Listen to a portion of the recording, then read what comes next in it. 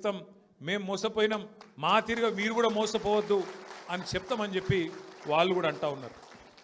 దయచేసి ఇక్కడికి వచ్చిన మా ఆడబిడ్డలకు నేను చేసే విజ్ఞప్తి ఒకటే, ఎలక్షన్లు వస్తాయి పోతాయి, నాయకులు అల్టిమేట్గా మనం చూడాల్సింది ఏంటంటే నాయకుడు పార్టీ యొక్క లక్షణం చూడాలి, వాళ్ళ నీతి కూడా చూడాలి.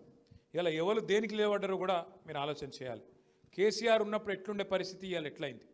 మీరు ఒక్క నిమిషం, 2 ఏళ్లలో కాంగ్రెస్ ప్రభుత్వం వచ్చినాక ఒక్క మంచి పని ఏదన్నా ఒక్కటి చేసిరా ఒక్కసారి మీరు ఆలోచించండి.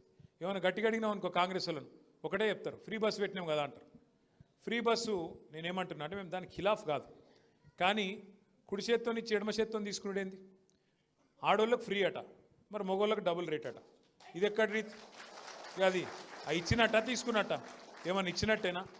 ఆడోళ్ళకు ఫ్రీ, మగోళ్ళకు డబుల్ టికెటు, పిల్లలుంటే వాళ్ళ బస్ పాసులు కూడా 25% పెంచారు.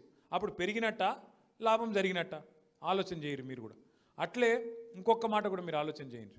ఇప్పుడు రాజకీయ నాయకులు పార్టీలు ఎలక్షన్ల ముందు మేనిఫెస్టో పెడతారు. మేనిఫెస్టో అంటే ఏంది? మనకి ఇప్పుడు ఎట్లయితే ముస్లింలకు ఖురాన్ ఉంటుందో, హిందువులకు భగవద్గీత ఉంటుందో, క్రిస్టియన్లకు బైబిల్ ఉంటుందో, ఒక రాజకీయ పార్టీకి మేనిఫెస్టో అంటే గట్లా. అంటే నీకు అది నువ్వు దాని మీదనే ప్రమాణం చేసి ఇగో ఇవన్నీ నేను చేస్తా అని చెప్పి ప్రజల దగ్గర ఓట్లు తీసుకొని అధికారంలోకి వస్తావు. కాంగ్రెస్ వాళ్ళు ఏం చేసిండ్రు? ఎన్ని చెప్పారు? గ్యారంటీ కార్డులు అన్నారు, ఇంటింటికి కార్డులు వంచారు. వచ్చినాయా కార్డులు? అప్పుడు, ఇప్పుడు కాదు. గ్యారంటీ కార్డులు అని చెప్పి ఇచ్చారు, యాదుకుందా? అత్తకు 4000 పెన్షన్, కోడలకు 2,500 పెన్షన్. అప్పుడు చెప్పారు, యాదుకుందా లేదా మర్చిపోయారా? గ్యాస్ బండ ఫ్రీ, కరెంటు ఫ్రీ. మీ దగ్గర కాంగ్రెస్ కూడా దిక్కులేడా? సరే మనకాడ చెప్పినట్లేరు, బయట మస్తుగా నరికింది. అయితే ఇంటింటికి చెప్పారు, మహిళలకు చెప్పారు, 18 ఏళ్ళు నిండిన ఆడబిడ్డ ఎక్కడ ఉన్నా రాష్ట్రంలో 100 రోజుల లోపలనే మీకు ఒక్కొక్కలకు 2,500 రూపాయలు ఇస్తామన్నారు. యాదుకుందా? 4,000 పెన్షన్ ఇస్తామన్నారు ముసలోళ్ళకు. కేసీఆర్ అయితే ముసలమ్మకి ఇస్తున్నాడు, లేకపోతే ముసలయ్యకి ఇస్తున్నాడు, మేము ఇద్దరికి ఇస్తామన్నారు. ఇట్లా వాళ్ళ నోరికి మొక్కాలి. ఎన్ని మాటలు చెప్పిర్రంటే చెప్పవశం కాదు, అన్ని మాటలు చెప్పిండ్రు. చదువుకునే పిల్లలుంటే స్కూటీలు ఇస్తాం, పెళ్లి చేసుకుంటే కేసీఆర్ 1,00,000 రూపాయలు ఇస్తుండు, మేము తులం బంగారం ఇస్తాం. వచ్చిందా తులం బంగారం? మరి షేక్పేటలో లగ్గాలు అయితలేవా? లగ్గాలు అయితలేవా అంటున్నా. కేసీఆర్ కళ్యాణ లక్ష్మి వస్తుండేనా? కేసీఆర్ కిట్ వస్తుండేనా? పెన్షన్లు వస్తుండేనా? ఆసరా పెన్షన్లు. మరి కేసీఆర్ ఉన్నప్పుడు వచ్చిన పెన్షన్ వచ్చిందా? ఇప్పుడు ఏమైనా పెరిగిందా?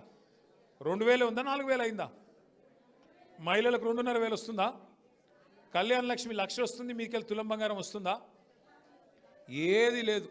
2 ఏళ్లల్లా ఏం చేసినవా రేవంత్ రెడ్డి అంటే, ఒక ఇటుక పెట్టినవా, ఒక రోడ్డు కట్టినవా, ఒక మోరీ పోసినవా, ఏం చేసినావు? ఒక కొత్త పునాది వేసినవా అంటే ఏం లేదు.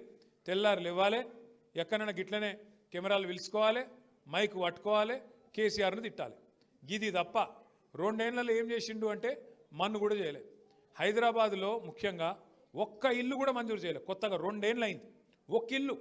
మరి ఇక 2 ఏళ్ళు అయ్యేపాయి అంటే 40% అయిపోయింది నీ టైం, ఇంకెప్పుడు ఇస్తావు మరి?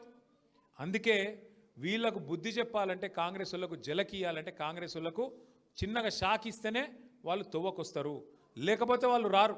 లేకపోతే వాళ్ళు ఏమనుకుంటారు, ఇప్పుడు కాంగ్రెస్కే ఓటేసినాం అనుకో, ఇలా మళ్ళీ ఎలక్షన్ వచ్చింది పోయి కాంగ్రెస్కే గుద్దుదాం,